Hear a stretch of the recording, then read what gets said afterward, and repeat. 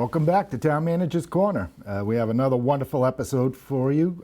For those of you who are just tuning in, especially maybe at our San Francisco affiliate, Town Manager's Corner is pretty much all about me going in as your town manager, Scott Lambiase. I go out and meet with the department heads or with boards and committees and introduce them to the audience so you can see what they do, who they are, what sort of topical projects we may be working on or things like that. So today we have a great episode. It's kind of a crossover episode with one of our pizza boys. We compete for ratings constantly, but I have the chairman of the Board of Selectmen with me today, Alex Bezanson. Welcome, Alex. Thank you, Scott. Thank you for coming. And now, well before you were on the Board of Selectmen, or this time as chairman, you were on many other committees. You want to tell me a bit about your past? I was, yeah. So I moved to Abington in 1987. My son was just 4 years old, and I got involved with soccer and basketball and t-ball and everything. I remember those days. Yeah, and that's how I actually met a lot of my friends I still have today, is through the kids' sports, you know. So it was great. And then John Walsh was on the Board of Selectmen in the early 90s, and he asked me to go on the Conservation Commission. I knew nothing about conservation, but I got on there and I learned, and I spent 23 years on the Conservation Commission, 15 years as chairman. And I learned a lot about county government and how the boards work and everything. So I got off that in, I think it was 2013, and decided to run for water commissioner. So I ran for water commissioner. I was on there for a year, and then in 2015 I ran for the Board of Selectmen. I was successful in that race, and in 2018 I decided not to run again for the board because I was a candidate for state representative. And as everyone knows, Allison won that. Yes. And she's doing a great job, and we're very happy with her. And so in 2020, in the middle of the pandemic, I decided to run again for the Board of Selectmen. I had said I was all done, but I saw things that I thought the town needed, and I wanted to get done. So I ran in 2020, and we had very few voters. Mike Colosi and I both got on that year, and this year I'm chairman. Nice. So. And what a lot of people, you know, what I hope they do appreciate, but you know, that all of these positions, whether you're on the Conservation Commission, Board of Selectmen, Planning Board, Zoning Board, these are all volunteer positions. This is stuff that nobody gets paid for. Board of Selectmen, right. Again, it's a lot of time commitment, but it's what we really need to, you know, help us run the town.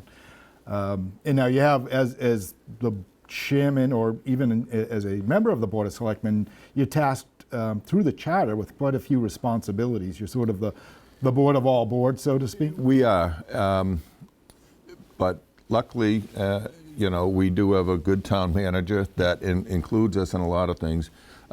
We have a town manager type of government, so you actually handle the day-to-day, and we're more a policy-making board. Whereas if there was a town administrator in the Board of Selectmen, we would have more powers on different things. Yeah. We're happy with the way it is, and like I said, you include us in everything, whether you need to or not. But I think one of the big things that this board in particular has been all about is conservation and you know, preserving the land and stuff. And you know, you and I have had these conversations. Not every piece of property is good for the town to acquire. We need building, but we need it controlled. Yeah, it's a delicate balance. It is. It really is.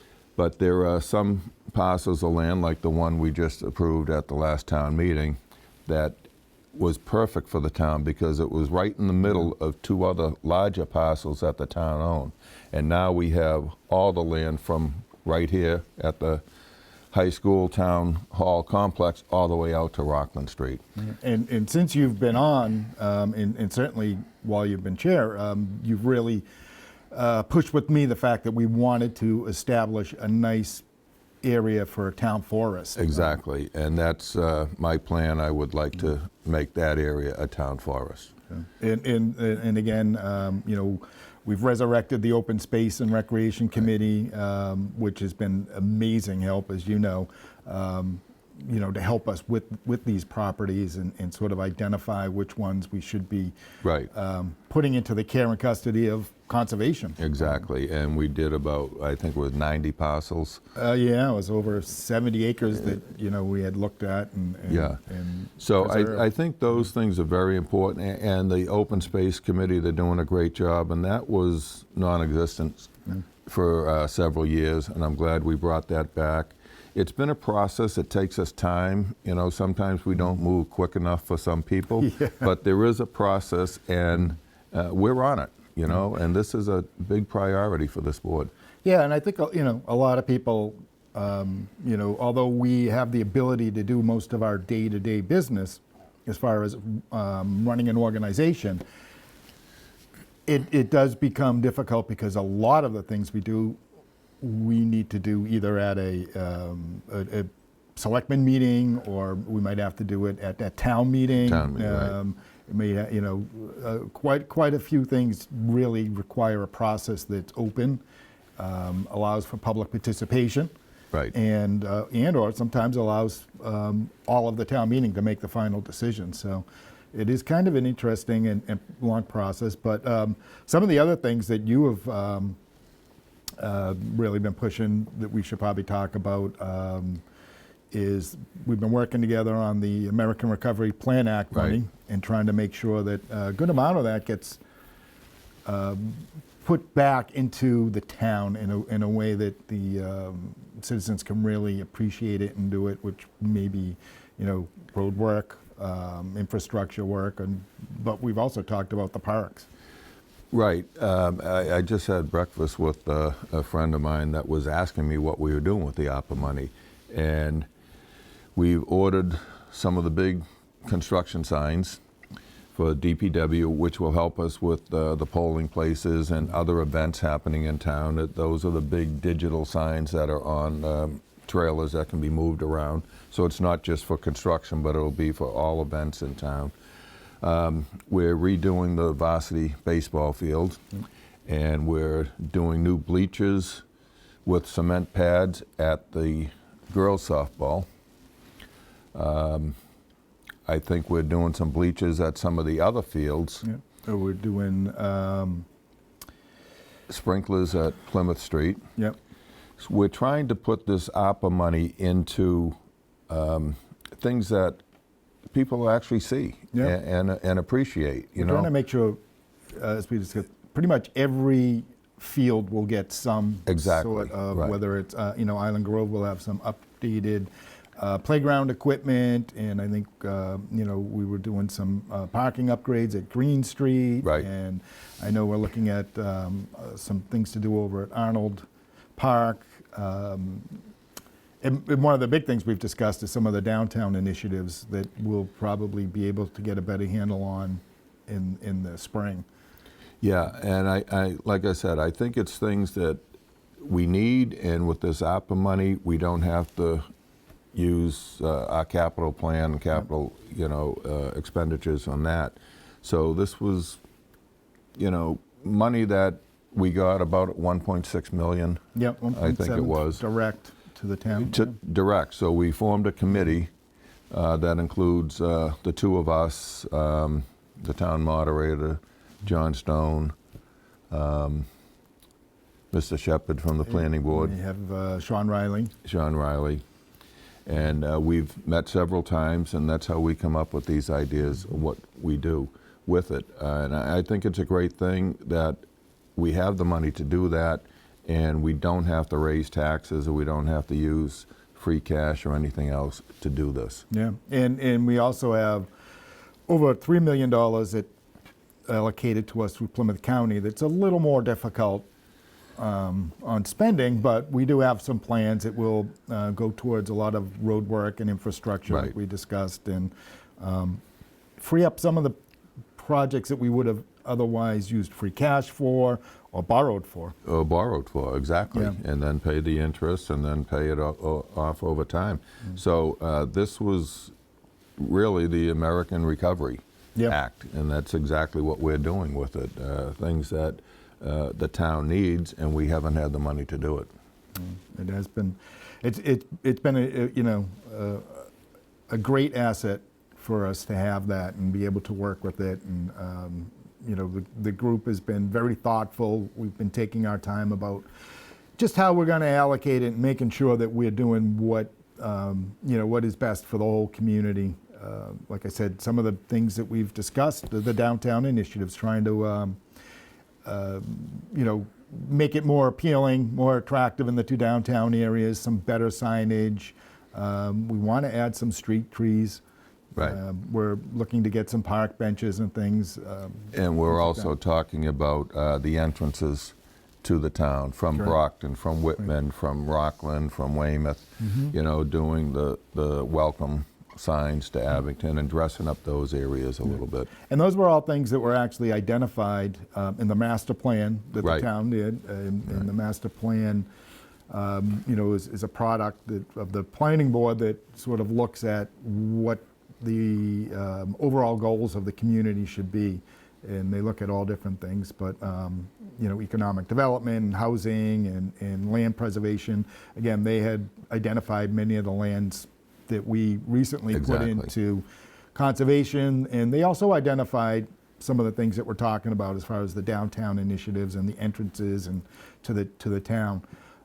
So it's a great opportunity to be able to take care of some of that stuff that's on the list. Exactly.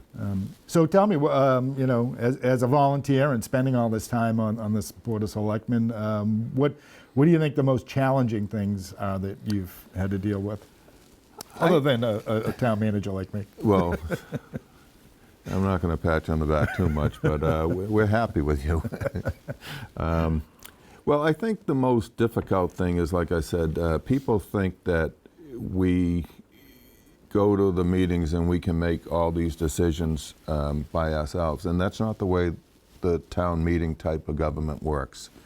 And it is frustrating. I think anyone that's served on a board or been elected selectman, they go in thinking, oh, I can do all these things. And there's definitely a learning curve. Yeah. And you ask any of the members of the Board of Selectmen, and they'll tell you that, or any former members, that it's not as easy as some people think to do things.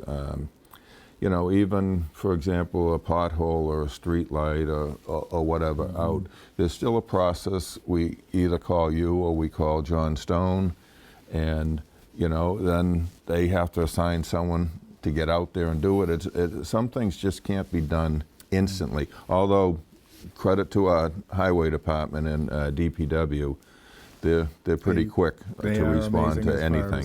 as getting things done, that's for sure. But I think that's would be the most frustrating thing, that I'm in business and I want the job done now, and and move it along as quick as possible. Government doesn't work that way, unfortunately, whether it's on a town level, state level, or federal level.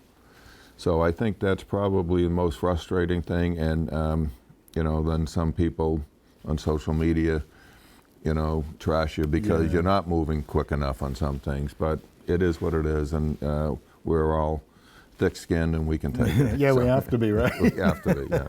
So. Well, and I think a lot of the things that we get into certain times a year that the board gets a little busier. We have the license approvals that we have to do now, and it's not really just a rubber stamp. We want to make sure. I know that you guys are very thoughtful to make sure that whenever we approve the licenses, that they've met all the requirements. Yeah, and there's a whole process there too. So that's not even something that's, like you said, a rubber stamp. The fire inspection, building inspection, Board of Health inspection. So, I mean, just approving a license can take a month or 2 months by the time you get all the insurances and everything. And we are very, very thorough on those things. So those are the things, and those are the reasons why some things take longer than people think they should. Yeah. And I know now that we're going to be going into budget season, You know, Didn't we just have a town meeting? right? That's what it seemed like. But now we have to get ready for our annual town meeting, and that requires quite a bit of work on the selectmen's behalf too, because you know obviously I'll be presenting my budget, working with you folks on the budget, but then it's also time that we'll be looking at what goes on the warrant. Right. The selectmen pretty much decide, you know, anything that goes on there is approved by the selectmen unless it's a citizen's petition. But there's even a process with that. It's not just someone saying, I want this on the warrant. There's a process to do that. Yep. And anybody who's interested, we do have all that information will be updated. Currently, we do have a button on our town page for town meeting information, and anything related to that as far as citizens petitions, the process, the date will all be up on there. So tell me, you got other things going on when you're not acting Yeah. on the Board of Selectmen. What else is Yeah. going on? I hear there's a political race that you may Yeah, be there's something involved like in. that going on, yeah. So as you know, and probably most of the people in Abington know, I am running for Plymouth County Commissioner, and I will not be resigning from the Board of Selectmen if I win in November. I don't have to. I still have things to get done on the Board of Selectmen also. Yep. But I think on the county, running for county commissioner, I think I can be a help to the smaller towns. And that's what I've been saying throughout the whole campaign. The smaller towns need a voice in county government. And I think what COVID has shown us that we need to work together more as a county in more regional things. So that's one of the reasons I'm running for county commissioner. I was fortunate enough to win the primary. And if people don't think every vote counts, every vote counts. Yeah. There were nearly 46,000 votes cast in my primary race, and I won by only 89 votes. It's incredible. And there were 6,900 blanks. So do your homework, don't blank anyone, you know, and vote for whoever you want, but vote. You know, every vote does count. There was a race in Brockton a couple of years ago that was, I think, 5 votes for city council. Well, I remember one in Whitman, Board of Selectmen race that was tie, and then went back after the recount. It was still tie. They ran again, and I think it was a 1-vote difference. Wow. So Yeah. it happens. It happens. It definitely happens, and every vote does count. And November 8th is election day, so our town clerk will be posting all the information on early voting and mail-in ballots and everything. And we'll be making announcements at the selectmen's meetings prior to also. Yeah, that's right. We will have early voting will be set up at Town Hall, much like it was done last year. There's a lot of opportunities. We'll get that information out to you that you know you can do mail-in, you can come into Town Hall, or you can come on Election Day. Yeah. We'd love to see it. Yeah. We want as much participation as possible. Exactly, and you know, if you remember, primary day, September 6th, was rain, heavy rain all day. So, you know, if you think you might not be able to get out, or November 8th, the weather might not be that great, do the early voting or do the mail-in voting. Now, we do know that you do have some fun things that you do when you're not doing all this other stuff. Tell me a little bit about the alumni. The alumni. Yeah. So I was lucky enough to get involved with the alumni, unfortunately, because my sister being This is the sick. Bruins alumni. The for- Bruins alumni, the for Bruins. those who don't know, most people probably know. So my sister got sick in 2006, and I made a phone call to one of them and asked them if they could send her a picture or something to cheer her up, and they did. But then my phone started ringing, and it was Terry O'Reilly and Rick Middleton and Bob Sweeney, and they all wanted to call my sister and wish her the best. And for some reason, we just clicked, and we became friends. We did a lot of things with my sister and the alumni for the 2 years that she did live after that, and she was a huge Bruins fan. Her and I used to don't tell my mother, but we used to skip school and go in to watch the Bruins practice and everything when we were younger. And, you know, we just loved the Bruins growing up. So, you know, she lived a dream her last 2 years with them. And then I just became friends with them. They invited me into the locker room. I became one of the trainers, equipment guys. And been all over New England and United States and Canada with them as one of their trainers, and a lot of them are very well known now here in Abington because they do a game here every year. They've done casino nights here, and a lot of people in Abington have become friends with them, and it's been a great thing for the town and my family. And our Hug Foundation that we started because of this, with the help of the Bruins alumni, we do the annual hockey game in April and a softball tournament every year here in town, and a lot of the guys come down for those. So it's been a great time, and it's been great for Abington, and it's been great for us and the Hug Foundation. Well, it's enough to keep you busy when you're not out there building.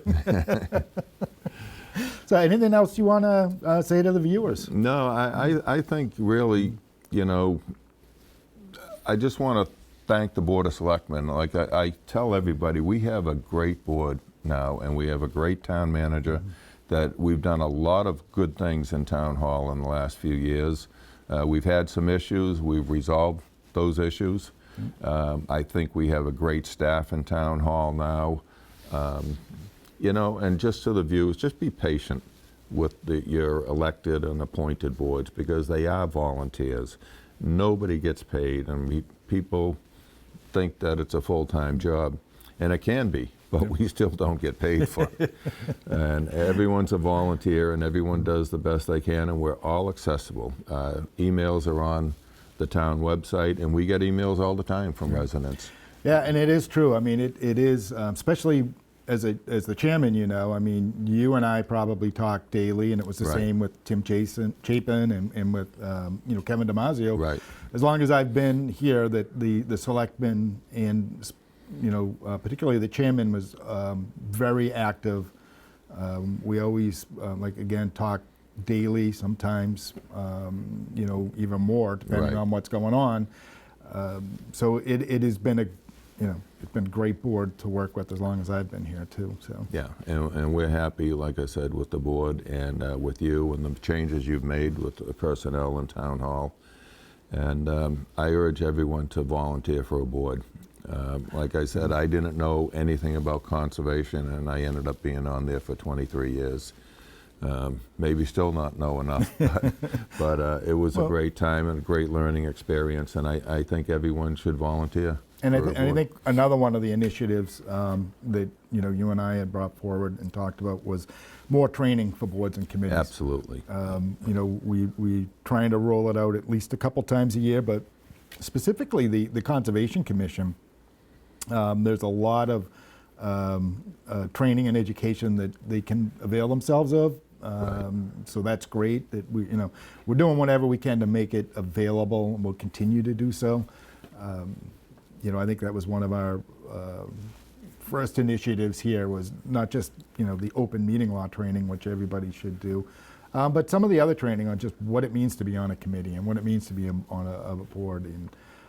And again, as Alex said, encourage everybody, you know, to try and get on a board, a committee. You know, they're not all elected. Some of them are volunteer and appointed. We have subcommittees. There's quite a few in town. So, you know, take a look, talk to people who are on there, find out about them. But that's how our town government runs. It's largely on committees. And it's kind of unique to New England. Other parts of the country don't do the, you know, the town meeting type of government. And, you know, it is unique to us, and we need everyone involved. All right, well, that's it for today, folks. It's another wonderful episode. I hope to see you all back soon, and who knows, maybe we'll meet the new building commissioner next time. Maybe. Maybe.